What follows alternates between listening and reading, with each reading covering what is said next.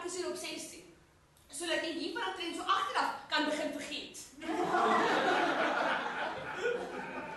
Ek het jou brief gekry, dis gelees en nou is ek hier aangenaam. Aangenaam. Jy kan maar my hand los. Ja. Noem my sommer Willa Waterwyser, want dis nou hoe ek myself ken. Nou, Willa Waterwyser, want dis nou hoe jy jouself ken. Wat het jy daar langs by die hek gemaak? Nee, kyk, ek sê vir Gertjie. Gertjie sê ek. A lady never travels without her tea. Hier's 'n bietjie Earl Grey. Sê jou sandeskind! Maak oop! Wie sê? Dis ek, ma, Anna. Nou kom in my kind, iemand skiet op ons. Môre, Antjie. Jy lyk daarom so.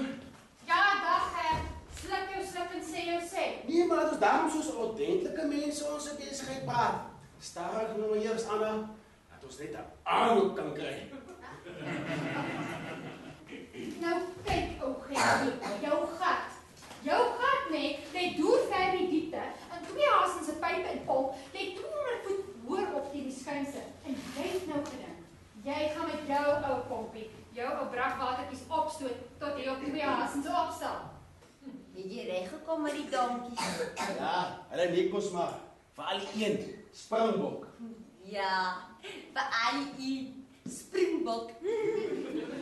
Wat doen die sout nou? O nee, hy sit nou weer die bloedselle se elektrofisone soos 'n magneet agter mekaar sien. Jy verstaan? Ware noord en dan suidoos agtertoe oor die breinlobbe as die kop nou kompas noord kyk. I have never been so inseminated in my whole life. Dis Eyster! Dis Eyster die man in Eysterklip geslaan. So ja. Nou kyk, ek wil nog nie aan dinge roer wat daar nog vir jare nie aangeroer was nie.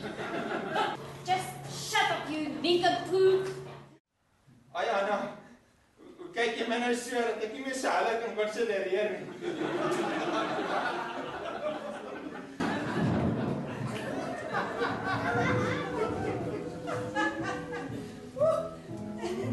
So